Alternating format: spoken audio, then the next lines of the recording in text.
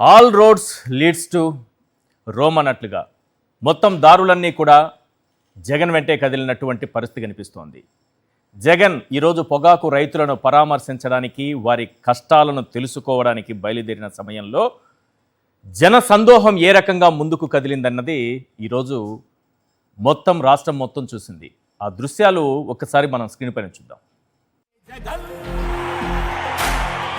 మా నమ్మకం నువ్వే జగన్, మేం నమ్ముతాం నిన్నే జగన్. నువ్వే జగన్, నువ్వే జగన్, మా నమ్మకం నువ్వే జగన్, నిన్నే జగన్, నిన్నే జగన్, మేం నమ్ముతాం నిన్నే జగన్.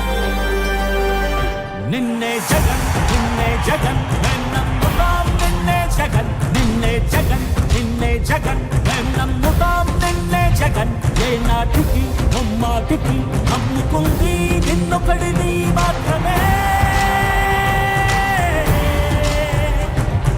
చుక్కలు ఎన్ని ఉన్నా మా సూర్యునివి నువ్వే, దిక్కులు ఎన్ని ఉన్నా మా దిక్కున నిలబడి తలబడి కలబడి నిలిచిన నేతవు, భ్రాతవు, దూతవు సామి నువ్వు. మా నమ్మకం నువ్వే జగన్, మేం నమ్ముతాం నిన్నే జగన్.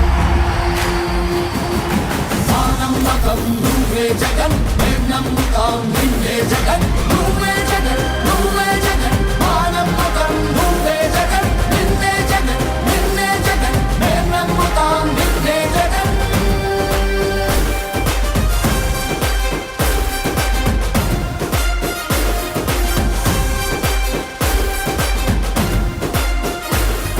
మా నమ్మకం నువ్వే జగన్, మేం నమ్ముతాం నిన్నే జగన్. మా నమ్మకం నువ్వే జగన్, మేం నమ్ముతాం నిన్నే జగన్. నువ్వే జగన్, నువ్వే జగన్, మా నమ్మకం నువ్వే జగన్, నిన్నే జగన్, నిన్నే జగన్, మేం నమ్ముతాం నిన్నే జగన్. మా నమ్మకం నువ్వే జగన్, మేం నమ్ముతాం నిన్నే జగన్. నువ్వే జగన్, నువ్వే జగన్, మా నమ్మకం నువ్వే జగన్, నిన్నే జగన్, నిన్నే జగన్, మేం నమ్ముతాం నిన్నే జగన్. మా నమ్మకం నువ్వే జగన్, మేం నమ్ముతాం నిన్నే జగన్. మా నమ్మకం నువ్వే జగన్, మేం నమ్ముతాం నిన్నే జగన్. నువ్వే జగన్, నువ్వే జగన్, మా నమ్మకం నువ్వే జగన్, నిన్నే జగన్, నిన్నే జగన్, మేం నమ్ముతాం. చంద్రబాబు నిర్వాకంతో నష్టపోతున్నటువంటి పొగాకు రైతులకు జగన్ భరోసా ఇచ్చారు. తూర్పుగోదావరి జిల్లా దేవరపల్లి పొగాకు కొనుగోలు కేంద్రానికి వెళ్లారు. అక్కడి రైతులతో స్వయంగా ఆయన మాట్లాడారు. గిట్టుబాటు ధర లేని పరిస్థితిని, దారుణంగా నష్టపోతున్నటువంటి దుస్థితిని, మార్కెట్లో దళారులు దోచుకుంటున్న విధానాన్ని, చంద్రబాబు ప్రభుత్వ అసమర్థతను రైతులు జగన్కు వివరించారు. ఆ దృశ్యాలు ఒకసారి మనం స్క్రీన్ పైన చూద్దాం.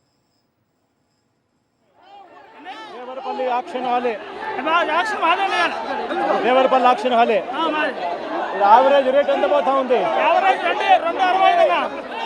ఇది హైయెస్ట్ రేట్ 265, లోవెస్ట్ రేట్ లో గ్రేడ్ 170, హై గ్రేడ్ 260 పోతా ఉంది. అది కూడా మనం వస్తున్నామని 10 రూపాయలు పెంచినారు. మీరు వస్తున్నారని 10 రూపాయలు పెంచారు. మనం వస్తున్నామని 10-15 రూపాయలు 15 పెంచినారు. పెంచిన తర్వాత ఇప్పుడు 260 ఉంది. మన ప్రభుత్వంలో హైయెస్ట్ 380. మన ప్రభుత్వంలో 365 యావరేజ్.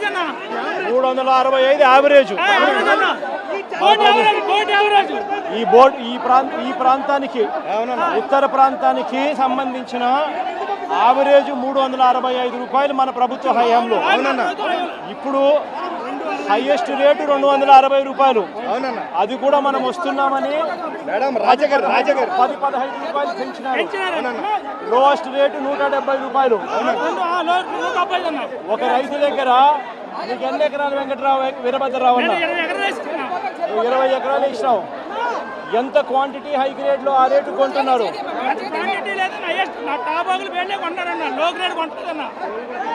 ఎంత పర్సెంటేజ్ కొంటా ఉన్నారు? 170లో ఎంత? పొగాకు పరిస్థితి మాత్రమే కాదు, రాష్ట్రంలో ప్రతి పంటకు అదే పరిస్థితి, ప్రతి రైతు పరిస్థితి ఇలానే ఉంది.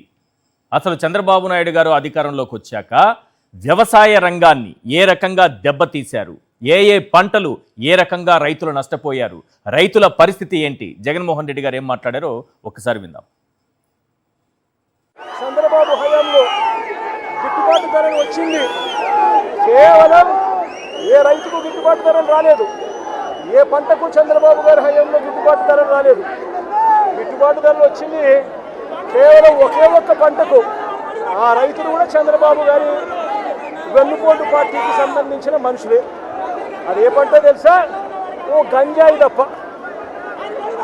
చంద్రబాబు నాయుడు గారు అంటాడు బియ్యం తింటే క్యాన్సర్ వస్తుందంట, కాబట్టి వరికి గిట్టుబాటు ధరలు రాకుండా డమాల్ చేసే కార్యక్రమం చేశాడు.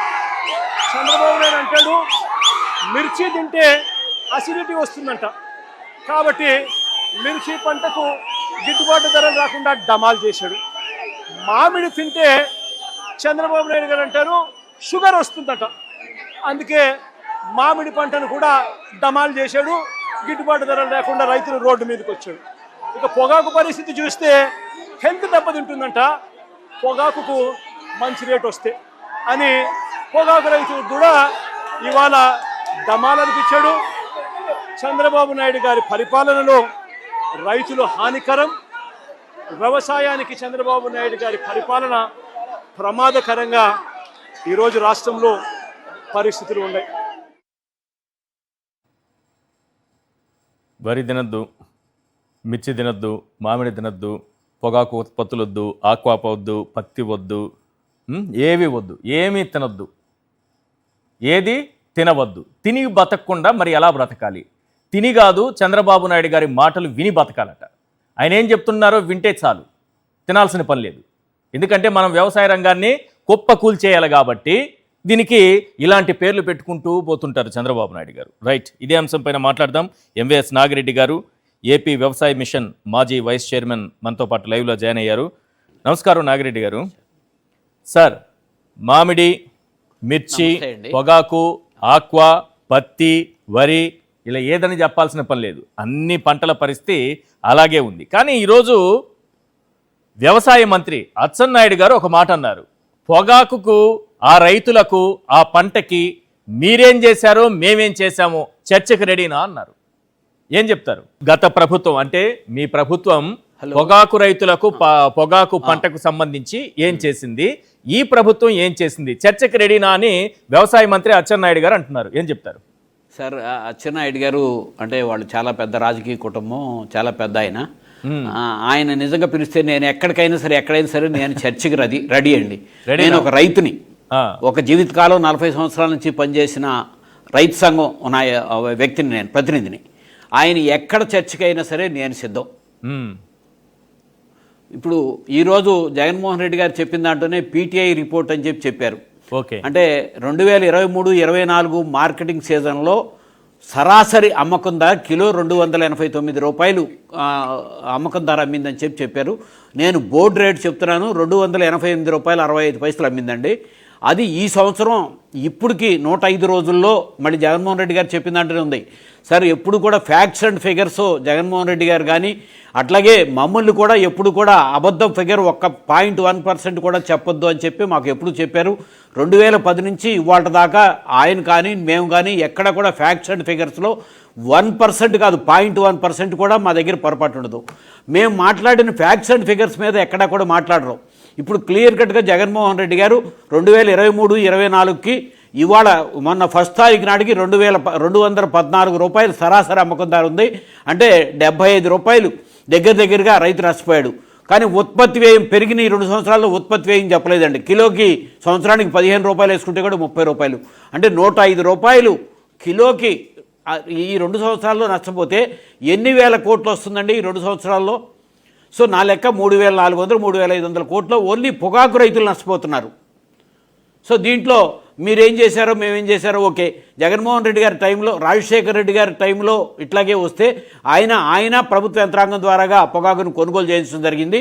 మళ్ళీ చరిత్రలోనే మార్కెట్ని ఎంటర్ చేసి జగన్మోహన్ రెడ్డి గారు మళ్ళీ లో రేట్లన్నీ కూడా కొనుగోలు చేయించడం జరిగింది. నిన్న మొన్న అచ్చెన్నాయుడు గారు మాట్లాడారు, ఎంత కొన్నారు మీరు? 16 మిలియన్ కేజీసే కదా. 16 మిలియన్ కేజీలు లోపు ఎంతకు వస్తే అంత కొన్నాం. సో ఇప్పుడు కూడా రైతులు అడుగుతుంది ఏంటండి, మీరు ముఖ్యమంత్రి గారు చెప్పిన 200 రూపాయల లోపు వచ్చే క్వాలిటీని, అట్లాగే నో బిడ్ని, లో బిడ్ని మార్కెట్ ద్వారాగా కొనుగోలు చేయమంటున్నారు.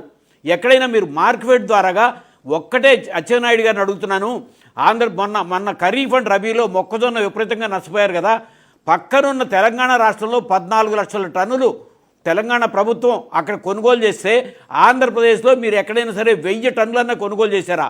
కేంద్ర ప్రభుత్వానికి 2 సార్లు లేఖలు రాశారు, అది కూడా పీడీపీఎస్ కింద. అది ఎక్కడ భారతదేశంలో మొక్కజొన్న పీడీపీఎస్ కింద కూడా తీసుకొని పరిస్థితిలో అచ్చెన్నాయుడు గారు మాట్లాడితే ఎప్పుడు వస్తారంటే, జగన్మోహన్ రెడ్డి గారు ప్రెస్ మీట్ పెట్టినప్పుడు, లేకపోతే మేము ఎవరైనా వాస్తవమైన ఫిగర్తో పెట్టినప్పుడు ఆయన సడన్గా ఇదిలోకి వచ్చి మాట్లాడటం జరుగుతుంది. అప్పుడు మాత్రమే ఆయన వ్యవసాయ శాఖ మంత్రిగా గుర్తొస్తుందండి. ఇంత సంఘర్షణలో ఉంటే మొత్తం మీకు ఒంగోలులో ట్రాక్టర్ ర్యాలీ అతిపెద్ద, ఈ 2 సంవత్సరాల్లో అతిపెద్ద ట్రాక్టర్ ర్యాలీ వైఎస్ఆర్సీపీ కాదని చేసింది. ప్రభుత్వ అనుకూల రైతాంగం అట్లాగే వామపక్ష సంఘాలు చేశారు. ఒంగోలు ఎక్కడన్నా అమ్మకం ప్లాట్ఫారానికైనా అచ్చెన్నాయుడు గారు వెళ్ళారా? వెళ్ళలా. ముఖ్యమంత్రి గారు 2 సార్లు ప్రకటించారు, అనేక కేబినెట్ మంత్రులు ప్లాట్ఫారాలకు వెళ్ళారు. ₹1 ఏమన్నా పెరిగిందా? మరలా ఇంకా పడిపోతూనే ఉంది. ఏప్రిల్ ఎండింగ్లో ఏ ధరతో స్టార్ట్ అయింది సరాసరి ధర, ఇవాళ 105 రోజుల్లో వాటికి చాలా క్లియర్గా చెప్పారు కదా జగన్మోహన్ రెడ్డి గారు చెప్పినట్టు 47 మిలియన్ కేజెస్, 47.3 మిలియన్ కేజెస్ మాత్రమే అమ్మకం జరిగింది. ఇదే గత సంవత్సరం 105 రోజుల్లో 103 మిలియన్ కేజెస్ అమ్మకం జరిగింది. సో ఈ సంవత్సరం సరాసరి ధర ₹214 అయితే గత సంవత్సరం సరాసరి అమ్మకం ధర ₹254. ఇవన్నీ బోర్డు ఫిగర్లు అండి. నేను పైసలతో సహా నేను తయారు చేసిన ఫిగర్లు కాదు, లేకపోతే జగన్మోహన్ రెడ్డి గారు వైఎస్ఆర్సీపీ తయారు చేసిన ఫిగర్లు కాదు. ఇప్పుడు ఆయన కోట్ చేసింది కూడా పీటీఐ వార్తా సంస్థలో వచ్చింది. 2023-24 టోటల్ ఎంత వచ్చిందో కోట్ చేశారు. కాదని చెప్పానండి, క్లియర్ కట్గా కనపడతా ఉంటే వాళ్ళ బోర్డు ఫిగర్స్లోనే క్లియర్గా 2023-24తో పోలిస్తే గత సంవత్సరం ₹245 పడిపోయింది, ఇప్పుడు ₹214 పడిపోయింది. అంటే ఎంత నష్టపోయారో క్లియర్గా బోర్డు దగ్గర ఉన్న లెక్కల్లోనే కనపడుతున్నాయి. మేతో చర్చ అవసరం లేదండి. రైట్. మరి కర్ణాటకలో రేట్ తక్కువడానికి కారణం ఏంటి? కేంద్ర ప్రభుత్వం సాయం తీసుకుందా కర్ణాటక ప్రభుత్వం? సరే, కర్ణాటకలో ఉంది కాంగ్రెస్ పార్టీ ప్రభుత్వం కదండి. అవును. మామిడి పంట విషయంలో కుమారస్వామి గారు కర్ణాటక నుంచి మామిడి సేకరించమని చెప్పి లెటర్ రాస్తే 24 గంటల్లోనే ₹17.5 కాడికి 1,20,000 టన్నులు వాళ్ళ దగ్గర నుంచి తీసుకుంటామని 24 గంటల్లోనే రిప్లై లెటర్ వచ్చింది. ఆ లెటర్ మరి ఆంధ్రప్రదేశ్లో అదే మొక్కజొన్న తెలంగాణలో కాంగ్రెస్ ప్రభుత్వం కొనుగోలు చేసింది. ఇక్కడ ఉంది, కేంద్రంలో ఉంది, ఒకటే కూటమి ప్రభుత్వమే కదా. కర్ణాటకలో ఉంది కూటమి ప్రభుత్వం కాదు, స్టేట్లో ఉంది కాంగ్రెస్ ప్రభుత్వం. కుమారస్వామి గారు ఒక్కళ్లే కేంద్రంలో ప్రభుత్వంగా ఉన్నారు. గత సంవత్సరం కంది విషయంలో కూడా దగ్గరగా వాళ్ళకి 13 లక్షల టన్నులు ప్రొక్యూర్మెంట్కి కర్ణాటకలో కుమారస్వామి గారు ఆర్డర్ తెస్తే రాష్ట్రంలో 1,17,000 టన్నులకు ఆర్డర్ తీసుకొచ్చారు. ఇవన్నీ వాస్తవ ఫిగర్లు కనబడతా ఉంటే ఎక్కడ కూడా రైతాంగం కావాల్సిందే లేదు. మేము కేంద్రానికి లేఖలు రాసాం అని 2 సార్లు చెప్తారు, 3 సార్లు చెప్తారు. మిర్చి విషయంలో కూడా ఒకటే విషయం, ఢిల్లీకి వెళ్ళి హడావిడి చేసి వచ్చారు. ఎందుకంటే జగన్మోహన్ రెడ్డి గారు మిర్చి యార్డ్కి వెళ్ళడము, రైతులను పరామర్శించడము, అక్కడ వాస్తవ పరిస్థితులు తెలుసుకోవడము, ఇవన్నీ జరిగిన తర్వాత ఒక లెటర్ రాశారు. ఆ తర్వాత హడావిడి కొంతమంది నాయకులు, టీడీపీకి సంబంధించి ఎంపీలు, వీళ్ళందరూ హడావిడి చేశారు. అసలు ఏమైనా సాధించారా? మిర్చి విషయంలో మాట్లాడుకున్నాం, ముందుగా ఏమైనా న్యాయం చేశారా? ₹1 కూడా మిర్చిని రైతులకి కేంద్ర ప్రభుత్వం కానీ రాష్ట్ర ప్రభుత్వం నుంచి కానీ అప్పుడు ఇవ్వలేదు. జగన్మోహన్ రెడ్డి గారు మిర్చి యార్డుకి వెళ్ళిన తర్వాత మాత్రమే అది కూడా రాశారు. ఓకే. సో ఇప్పుడు కూడా మొన్న 22వ తారీఖు నాడు, జూన్ 22వ తారీఖు నాడు పొగాకు రైతులతో ముఖాముఖి జరిగిందండి జగన్మోహన్ రెడ్డి గారితో. ఆ రోజు రైతులు అడిగింది, సార్ మీరు ఒక్కసారి మార్కెట్ యార్డుకి వస్తే మా దగ్గర ధరలు పెరుగుతాయండి, బయ్యర్లు మీరు వస్తున్నారు భయపడి పెంచుతారు. నిజంగానే 1వ తారీఖు నాడు తీసుకుంటే ₹5.70 చిల్లర నార్థరన్ సాయిల్స్ మొత్తం కూడా సరాసరి రేటు పెరిగిందండి. ఇది కూడా రికార్డు, అఫీషియల్ డేటా. సో ఇవాళ దేవరపల్లిలో కానీ వాటిలో కానీ పాత అక్కడ ఉన్న ఆ స్టేషన్స్ మొత్తం కూడా ఉత్తరాది స్టేషన్స్లో ఉన్న 5 స్టేషన్స్లోనూ వాళ్ళది ఇంకా దక్షిణాది స్టేషన్స్ కంటే క్వాలిటీ ఎక్కువ వస్తుందండి. వాళ్ళకి ఈల్డ్ కూడా ఎక్కువ వస్తుంది, ఖర్చు ఎక్కువ అవుతుంది, వాళ్ళు నీళ్లు పెడతారు వాళ్ళు. సో వాళ్ళ దగ్గర 240 రూపాయలు వాళ్ళ సరాసరి ధర వాళ్ళు అమ్ముతుంది. ఆ రైతు చెప్పాడు కదా, రైతే చెప్పాడు కదా. సో అంతకుముందు ఎంత రేటుకి అమ్ముకున్నానో వాళ్ళు ఎంత రేటుకి అమ్ముకుంటున్నానో రైతే చెప్పాడు కదా. సో 165 రూపాయలు కనిష్ట ధరకు వాళ్ళు పడిపోయిందండి, 275 రూపాయలు హైయెస్ట్ ధర అని రైతు చెప్పింది. ఇది రైతు చెప్పిందే కాదు, ఇదిగో ఇది డేటా, అఫీషియల్ డేటా. సో ఇంకా ఎక్కడ చర్చకొస్తారు? ఇదన్నీ ఊరికనే అంటే జగన్మోహన్ రెడ్డి గారిని విమర్శించడానికో లేకపోతే నాగిరెడ్డిని విమర్శించడానికో లేకపోతే వైఎస్ఆర్సీపీని విమర్శించడానికో రావటం కాదండి. నిజంగానే రైతులకి లాభం జరిగింది ఏంటో చెప్పండి. ఇప్పుడు కూడా వాళ్ళు జగన్మోహన్ రెడ్డి గారు ప్రశ్నించారు.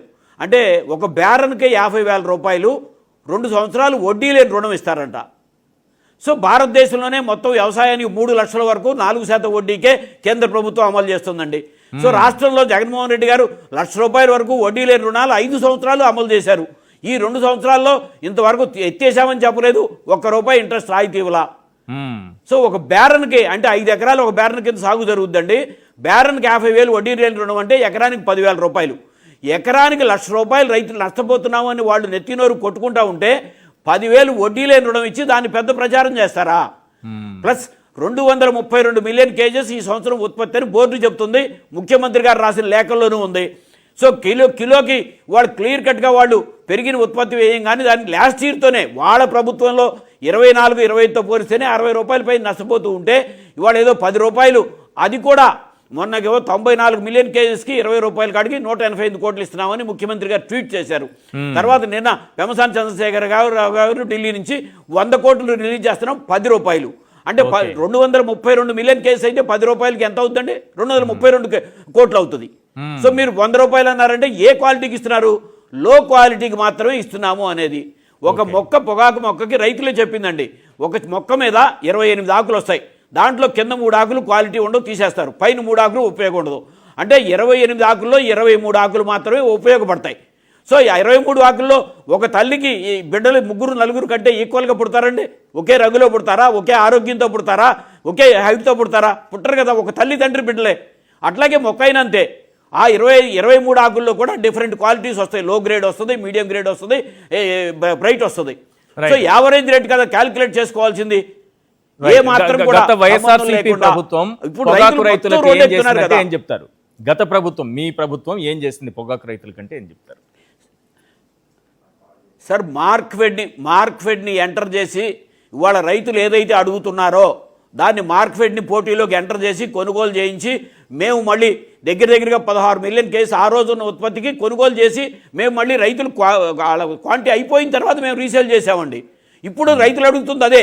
జగన్మోహన్ రెడ్డి గారి టైంలో ఏదైతే జరిగిందో ఇప్పుడు కూడా మీరు మార్క్ఫెడ్ని ఎంటర్ చేసి మీరు లో బిడ్ రేట్లు ₹200 లోపు అమ్మేది మొత్తం కొనుగోలు చేయండి.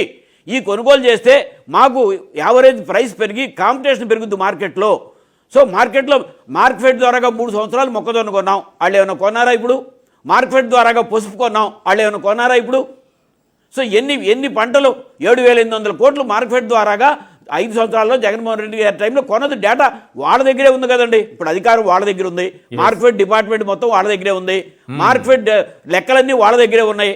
సో ఏమేం పంటలు జగన్మోహన్ రెడ్డి గారు కొన్నారు, ఇప్పుడు మీరు ఎందుకు కొనలేకపోతున్నారు చెప్పరేం? మొక్కజొన్న జగన్మోహన్ రెడ్డి గారు కొంటే మీరు ఎందుకు కొనలేకపోతున్నారు? కర్ణాటక పక్కనున్న తెలంగాణలో కాంగ్రెస్ పార్టీ ప్రభుత్వం కొంటే ఇక్కడ ఎందుకు కొనలేకపోయారు? పని కేంద్రానికి రాశారు, మీరు రాసిన దానికి కేంద్ర ప్రభుత్వం నుంచి ఏమైనా రైతులకి ఏమైనా మొక్కజొన్న రైతులకు లబ్ధి జరిగిందా?